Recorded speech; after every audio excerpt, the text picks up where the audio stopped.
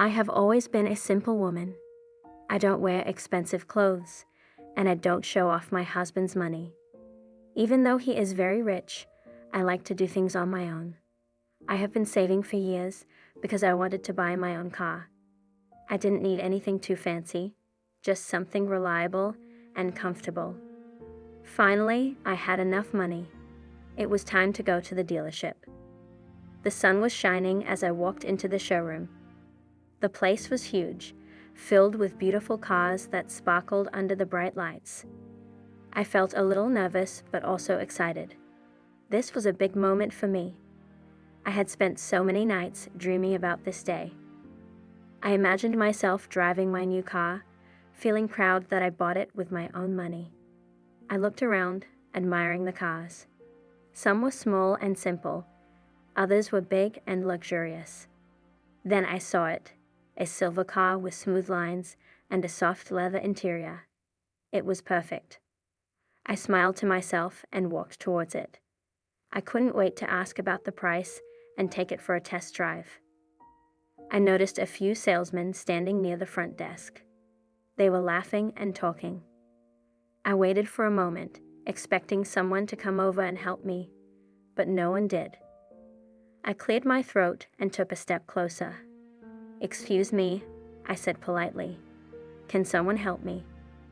One of the men turned to look at me. He was tall, wearing a sharp suit, and had a name tag pinned to his chest. He looked me up and down, then sighed like he was annoyed. "Yes," he said, not smiling. I hesitated but then pointed to the car I liked. "I'd love to know more about that one. How much is it?" He raised an eyebrow. "That's a luxury model, ma'am," he said slowly, like he thought I wouldn't understand. I nodded. "Yes, I know. I'd like to see the price and maybe take it for a test drive." His lips curled into a smirk. "Test drives are only for serious buyers." I felt my stomach twist. "I am a serious buyer," I said. He chuckled and glanced at another salesman standing nearby. The other man shook his head, trying to hide a laugh. My face grew hot. I suddenly felt very small. "Listen, ma'am," the salesman said, folding his arms. "This isn't the kind of place where people just come in and look around. If you can actually afford it, maybe come back with your husband." My heart sank. I had worked so hard, saved every penny, and now this man was treating me like a joke. He didn't even ask if I had money. He just assumed I couldn't buy the car because of how I looked. I took a deep breath, trying to stay calm. "I don't need my husband," I said firmly. "I have my own money." The salesman sighed again, clearly bored with me. "Look, lady, we have real customers to help. If you're just here to waste time, maybe you should leave." Before I could say another word, a security guard walked over. He stood next to me, arms crossed. "Ma'am, if you're not buying anything, you need to leave." My hands trembled. I felt my eyes sting, but I refused to cry. I had never been so embarrassed in my life. Without another word, I turned around and walked out of the dealership. The fresh air hit my face as I stepped outside. My heart was pounding, but one thing was clear. I would never forget this moment, and neither would they. As I walked away from the dealership, my hands were still shaking. I couldn't believe what had just happened. I had been saving for years, excited to buy my own car, but the salesman treated me like I was nothing. He didn't even ask about my budget. He just assumed I couldn't afford it. The sun was bright, but I felt cold inside. My heart was heavy with embarrassment and anger. I kept replaying the moment in my head, the way they laughed, the way the security guard stood next to me like I was some kind of troublemaker. I had never been treated like that before. I reached my car, an old but reliable sedan that had been with me for years. I sat in the driver's seat and took a deep breath. I wasn't a person who liked to cause trouble, but this felt so unfair. Why did they think I couldn't afford the car just because I wasn't dressed in designer clothes? Did a woman really need to bring a rich husband just to be taken seriously? I gripped the steering wheel, trying to calm myself. I had two choices. I could let this ruin my day, or I could move on. I chose the second option. I had worked too hard to let a rude salesman destroy my confidence. I started my car and drove home, pushing the humiliation aside. When I got home, my husband was in his study, reading some documents. He looked up when I walked in. "Hey, love, how was the car shopping?" he asked with a smile. I hesitated. I didn't want to tell him at first. I knew how protective he could be. But the moment I opened my mouth, the words came spilling out. I told him everything. The salesman's rude attitude, the way they laughed at me, the way security had walked me out like I was a criminal. His smile disappeared. His face became serious. "They did what?" he asked, putting his papers down. I sighed. "It's fine, really. I don't want to make a big deal out of it." He leaned back in his chair, his eyes thoughtful. "You went there to buy a car with your own money, and they treated you like a joke." I nodded. "Yes, but honestly, it's not worth getting upset over. I'll just go to another dealership." He was silent for a moment. Then he smiled, a different kind of smile. One that told me he had an idea. "Okay," he said simply, "if that's what you want." I knew that look. My husband was not the kind of man to let things slide, but he didn't say anything else, so I let it go. We had dinner, talked about other things, and eventually, I started to feel better. Maybe this was just one of those experiences that would make me stronger. The next morning, I was sitting in the living room, drinking my coffee, when I heard something outside. It was a deep, smooth engine sound, not like a normal car. It was powerful, commanding. Curious, I got up and looked out the window. My heart almost stopped. A sleek, black Rolls-Royce Phantom was parked right outside our house. The morning sun reflected off its polished surface, making it look even more luxurious. My husband was standing next to it, casually checking his watch. I opened the front door, staring at him in confusion. "What is this?" He looked up at me with a grin. "Get dressed. We're going for a little drive." I frowned. "Where?" He opened the passenger door. "Back to that dealership." My breath caught. I had a feeling this was about more than just buying a car. I hesitated, but then a small smile crept onto my face. I had to admit, I was curious. So I got dressed, and within minutes, we were on our way. Sitting inside the Rolls-Royce was like sitting in a private jet. Soft leather seats, a quiet, smooth ride, and the scent of luxury everywhere. It was a car that made people turn their heads. As we drove, my husband casually asked, "What was the salesman's name?" I thought for a moment. "I think his name tag said Jason." He nodded. "Good to know." I looked at him. "What are you planning?" He just smiled. "You'll see." I didn't ask any more questions. I just sat back and enjoyed the ride. My embarrassment from the previous day was slowly being replaced with something else. Anticipation. I had a feeling that Jason, the salesman, was about to have a very interesting day. The Rolls-Royce moved smoothly down the road, making people turn their heads as we passed. I sat in the passenger seat, still trying to process what was happening. I had gone to the dealership alone yesterday, full of excitement, only to be humiliated and kicked out. But today, everything felt different. My husband drove calmly, one hand on the steering wheel, the other tapping lightly on his knee. He looked completely relaxed, but I knew him well enough to see the sharp focus in his eyes. He was a man who never let disrespect go unanswered. I took a deep breath. "You really don't have to do this," I said. He glanced at me with a small smile. "I know, but I want to." I couldn't argue with that, so I sat back and watched as we got closer to the dealership. My hands felt a little sweaty, but I wasn't nervous anymore. This time, I wasn't walking in as someone they could ignore. This time, I wasn't alone. As we pulled into the parking lot, I spotted the same salesman from yesterday, Jason. He was standing near the entrance, talking to another employee. He looked the same as before, dressed in a sharp suit, with his hair perfectly styled. He didn't notice us at first.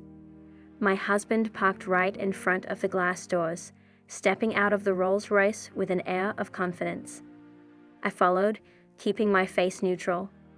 But inside, I was waiting for Jason to recognize me. And then it happened.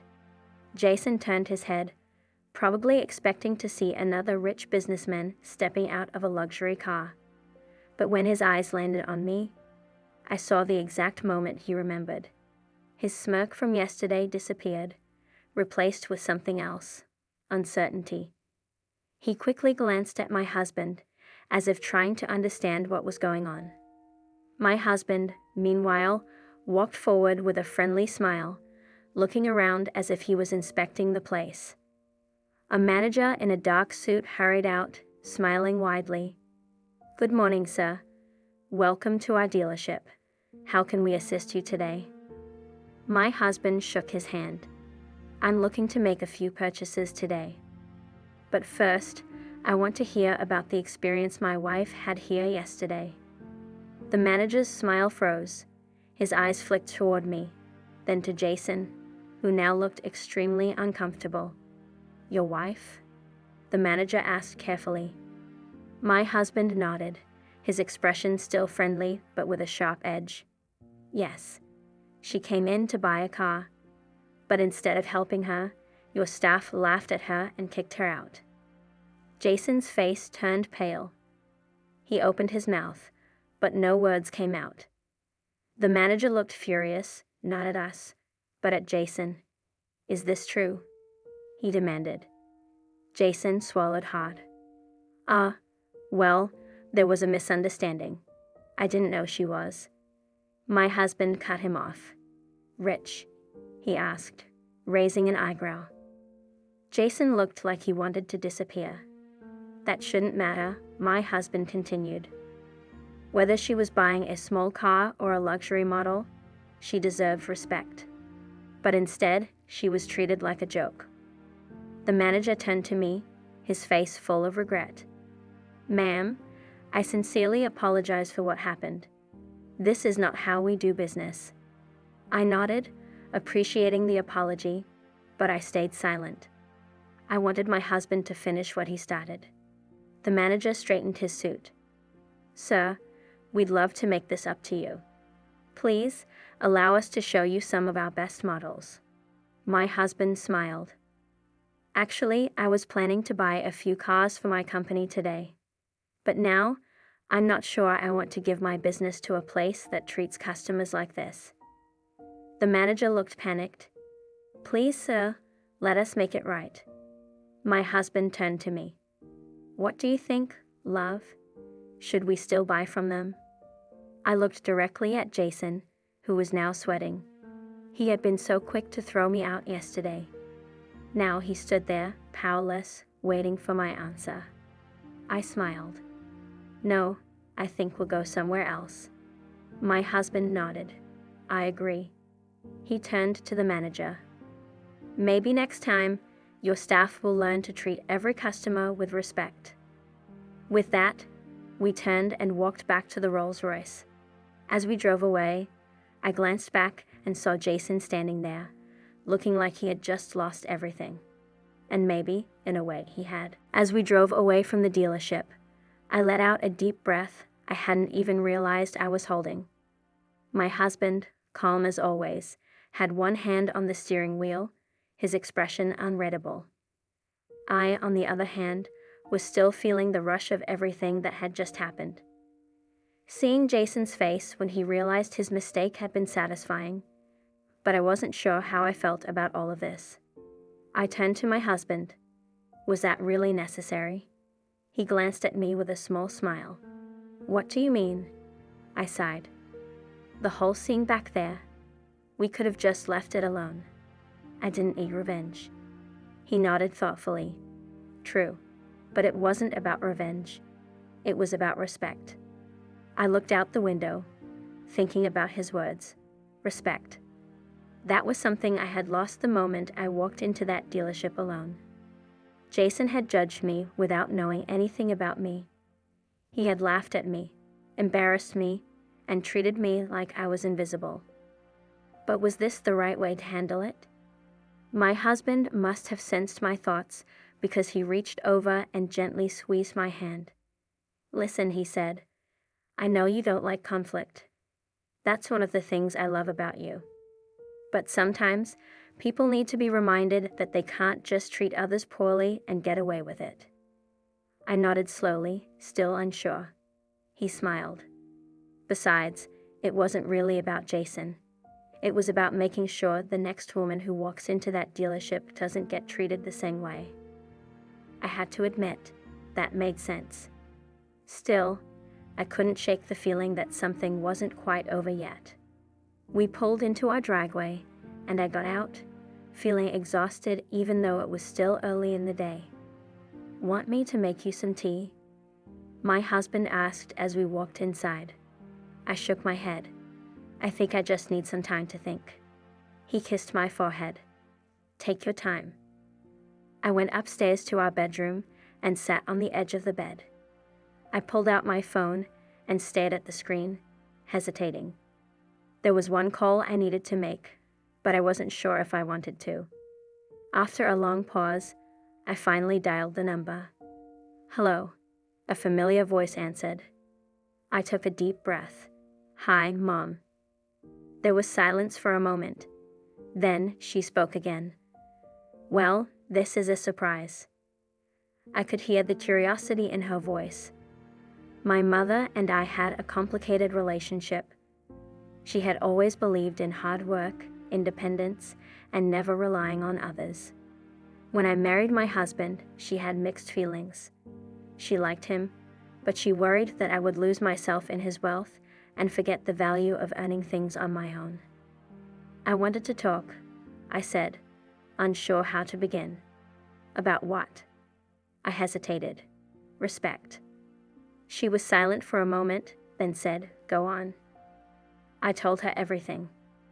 The dealership, the way I was treated, the way my husband had stepped in, and how we had walked away from the deal. When I finished, I waited, unsure what she would say. Finally, she sighed.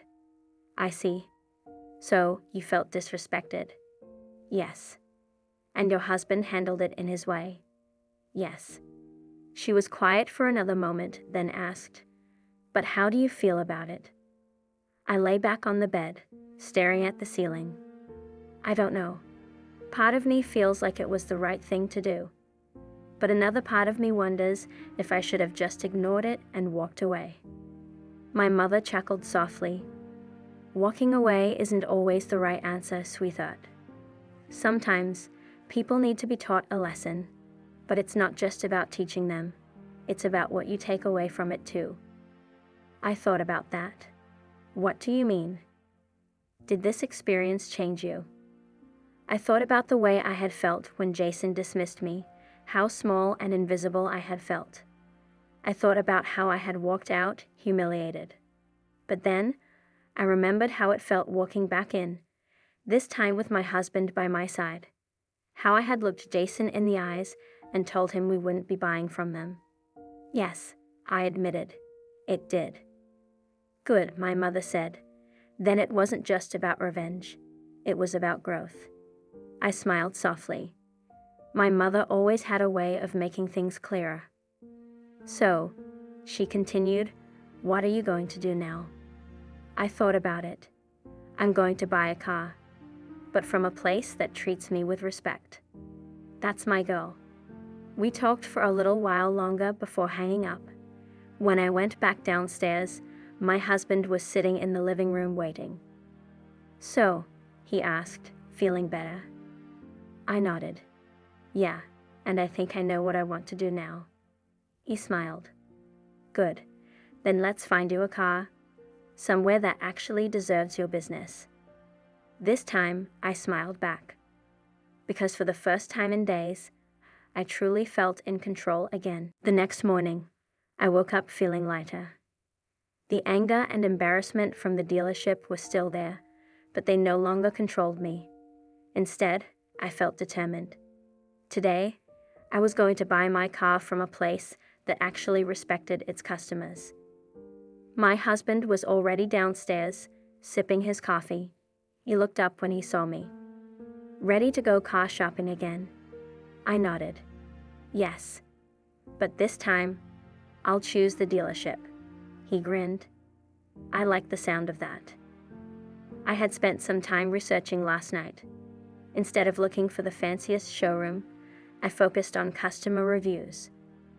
I wanted to go somewhere that treated everyone with kindness, not just the people who looked rich. We drove to a family-owned dealership that had been in business for years. When we arrived, the difference was clear. There were no pushy salesmen in expensive suits, no judgmental stares. Instead, a friendly-looking man in his 50s walked up to us with a warm smile. Good morning. Welcome to our dealership. How can I help you today? I smiled back, already feeling more comfortable. I'm looking to buy a car, something reliable but stylish. Great. We have plenty of options. Let me show you around. He didn't ask about my budget right away. He didn't try to push the most expensive models on me. Instead, he listened, really listened, to what I wanted. He asked about my driving habits, my preferences, and what kind of features mattered most to me. As we walked around, I noticed something interesting. Other customers were being treated with the same respect. Whether they were looking at affordable sedans or luxury models, the staff treated them equally. It was refreshing. Finally, I found the perfect car, a sleek, beautiful SUV with all the features I wanted. It wasn't the most expensive car on the lot, but it was mine. This is the one, I said, running my fingers over the smooth surface. The salesman nodded. Excellent choice. Let's get the paperwork started. My husband, who had stayed quiet most of the time, smiled at me proudly. Happy? I nodded. Very. This time, I wasn't being judged. I wasn't being laughed at. I was being treated with respect, just like any other customer. As I signed the papers and held the keys in my hand, I realized something important. True wealth isn't just about money. It's about how you treat others and how you demand to be treated in return. As I stepped outside with the keys in my hand, I felt a sense of accomplishment. This wasn't just about buying a car, it was about standing up for myself. After what happened at the first dealership, I had been made to feel small, like I didn't belong. But here, I was treated with kindness and respect. And now I was leaving with a car that I had chosen, on my own terms. My husband walked beside me, a proud smile on his face. So, are you ready to take it for a spin? I grinned. Absolutely. The salesman, still just as friendly as when we arrived, held the door open for me. Enjoy your new car. If you ever need anything, we're always here to help. I thanked him before sliding into the driver's seat. The moment I settled in, I felt at home. The seats were comfortable, the dashboard was sleek, and everything felt perfect. My husband got into the passenger seat, watching me with amusement. You look good in this car, he said. I laughed. I feel good in this car. Starting the engine, I listened to the smooth purr. It was a completely different experience from my old car. This one was powerful, modern, and truly mine. As I pulled out of the dealership, I couldn't help but glance in the rearview mirror. I saw the salesman waving, and in that moment, I knew I had made the right choice.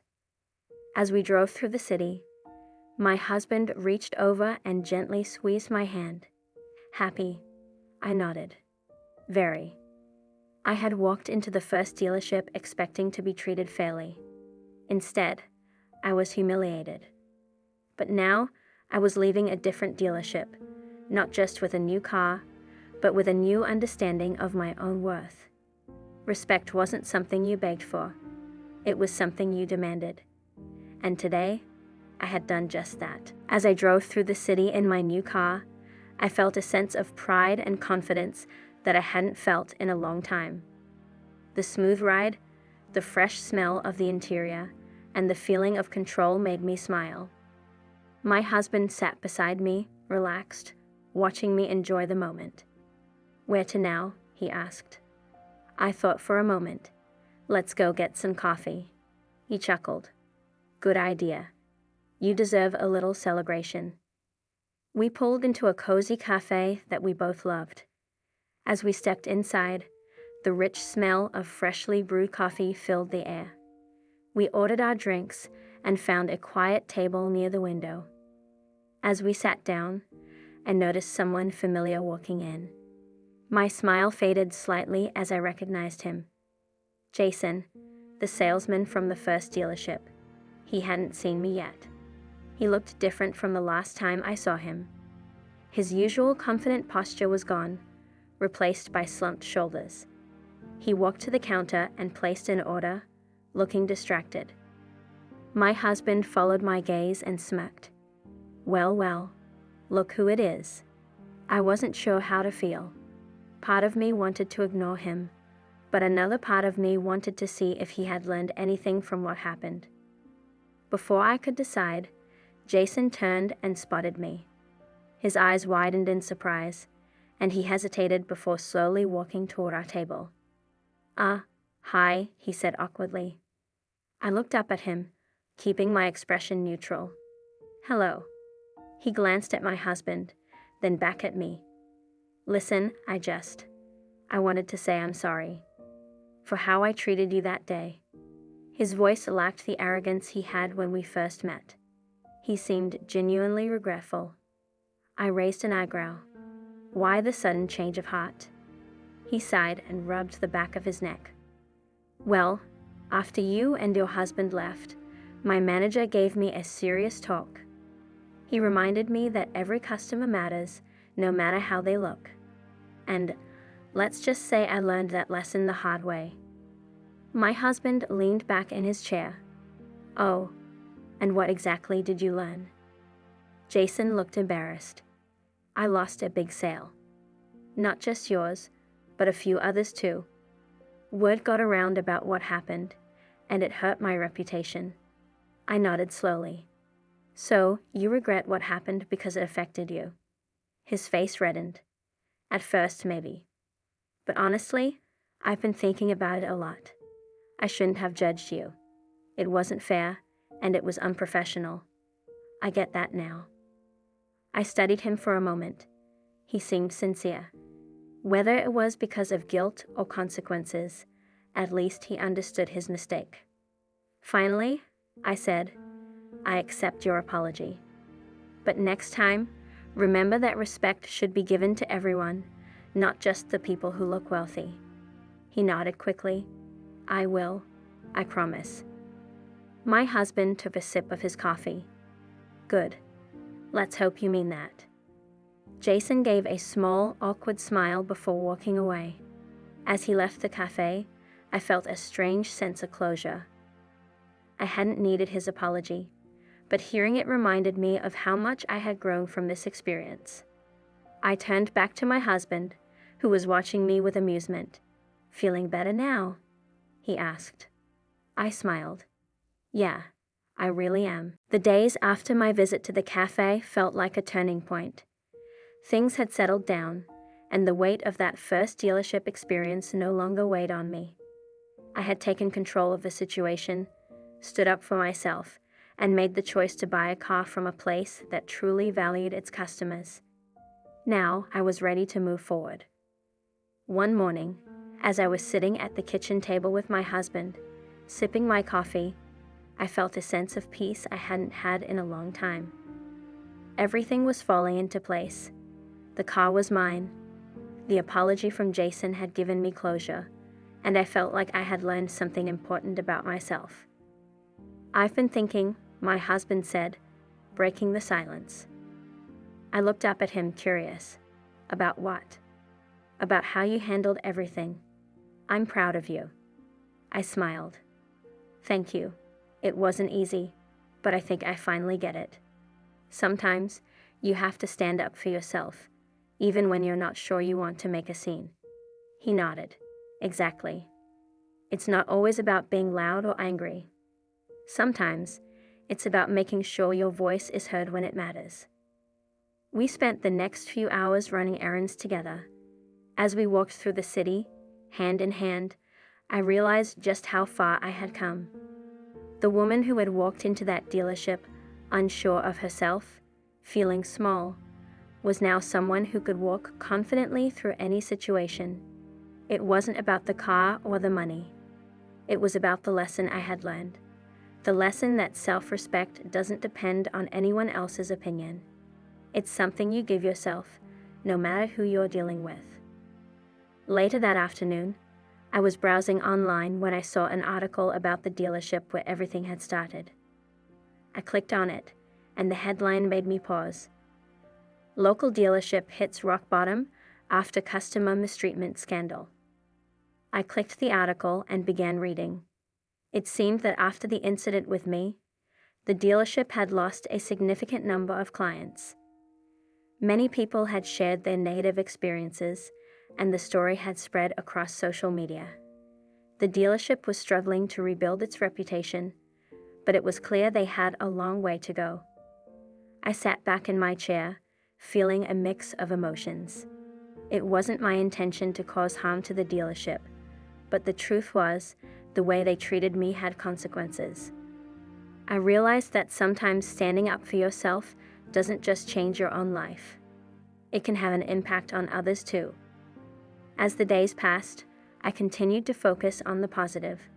I was making new plans for the future, feeling more confident in myself than ever before. My husband and I talked about new projects, things we wanted to do together, and the ways we could help others. There was still work to be done in the world, but for now, I was content. The experience had shown me that life wasn't always going to be fair, but that didn't mean I had to accept being treated badly. I was stronger now, and nothing could take that away. I glanced at the new car parked outside and smiled. It wasn't just a symbol of a purchase, it was a symbol of my journey, of taking charge and never settling for less than what I deserved. As I walked outside, my husband joined me.